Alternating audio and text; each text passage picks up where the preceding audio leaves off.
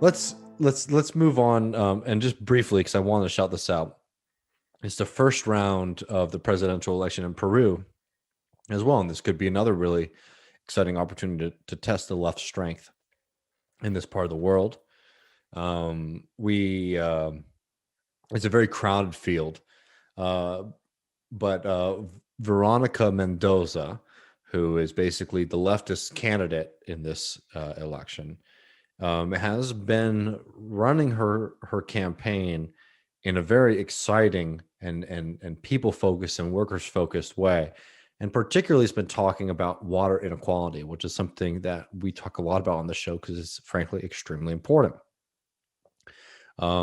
Privatization of water is something that was imported into Latin America through United States backed economists and the United States military, essentially, for years and years.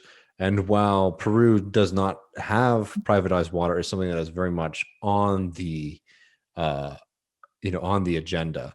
And I highly suggest too that people follow and support Kawashuan's news, which we've been relying on a lot for our coverage of Bolivia, and they have now launched a full website along with a video platform, and I believe they have a Patreon too that you can support.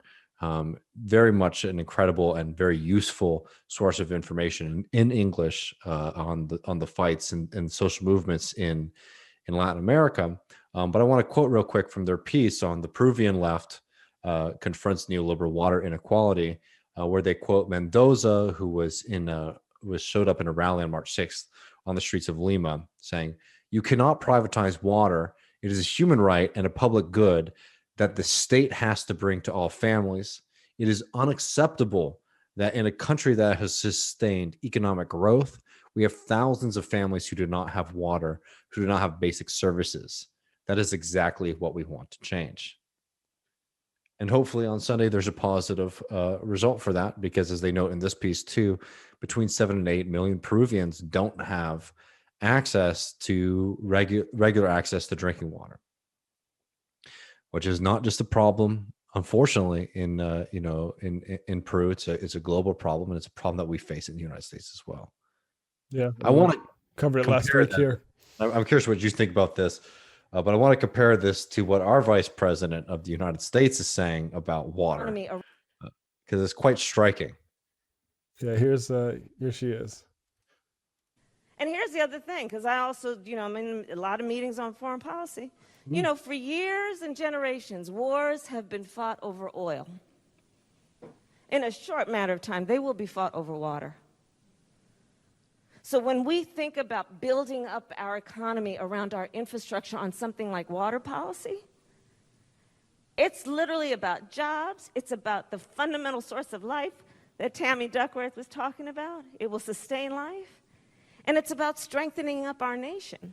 I like that jobs came before life. Yeah. Around a commodity that is a precious commodity. Yeah, let's just get that last part once. It will sustain life. And it's about strengthening up our nation around a commodity that is a precious commodity. Is that the end of it too? Yeah.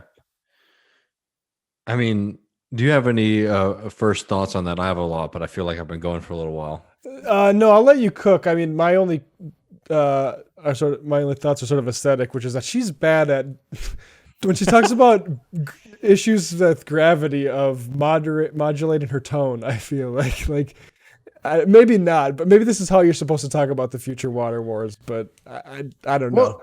No, I mean, this is something that people should be very worried about when they see somebody saying this. Not just because of, she's calling water a commodity, which is absolutely disgusting. And like, as socialists, obviously, we think about that transition from something that is just necessary to sustain human life into something that is commodified, that is marketized, that should be, ringing alarm bells. But I think even people who aren't socialists can recognize that is a very frightening way to talk about water, which we just cannot survive without. Yeah. Because when you talk about something like a commodity, you exclude and prohibit the conversation that this is a right. Because if it's a commodity, it's something that can be bought or sold, right? It's not something that is, naturally created and should be preserved to be that, right? It is something, it's something that's on the market.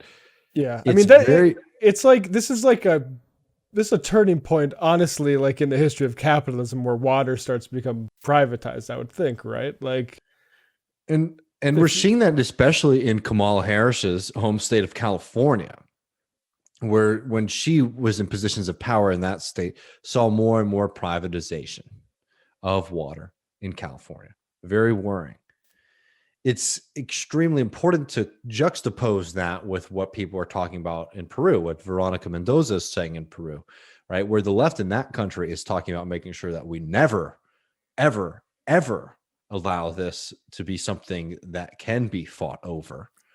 And then to juxtapose that with the vice president of the United States, the seat of empire, saying, like, this, I hope I make this point clear to folks, right? Like, I love, like, I'm the child of hippie folks, right? Like, I love my hippie friends, but I've been hearing about how we fought wars over oil. The next thing we'll be fighting over is water. My whole life, from folks, right? yeah, And like, obviously I see that as a very scary concept, but I'm going to tell you one thing: it's a lot scarier to hear that from somebody who's the vice president of the United States, somebody who's privy to some of the most important strategic conversations that this country has, versus somebody who just wants to make sure that we have more organic food or hemp or whatever the hell, right? Like, yeah, it's very frightening to hear her say this. And also, let's not forget the context of this conversation is in trying to sell Joe Biden's infrastructure plan,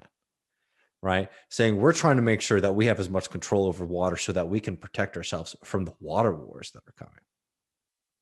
That's the mindset of these folks. We talked about we talked a lot about water on the show because I think we both think it's extremely important, right? And our water systems are very much underdeveloped. But when we talk about how they're underdeveloped, we're talking about trying to make sure that they have access and free flowing to folks. yeah. What they're talking about here is exclusive control of the United States government out of something that is so essential.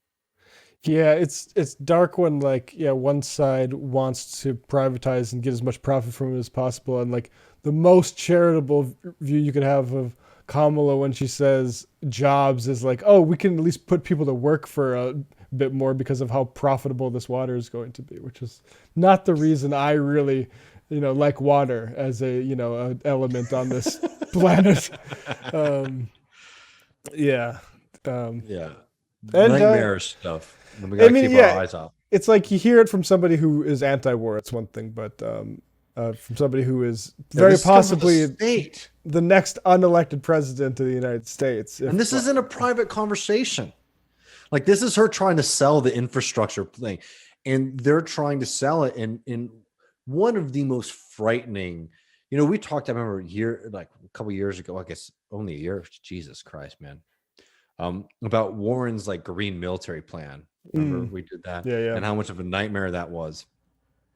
The fact that the Biden administration right now is talking about the United States controlling strategic resources like water should make any peace-loving person take a second and say, like, okay, this is very serious and not something that we can sleep on. Yeah, on top of everything else going on in foreign policy.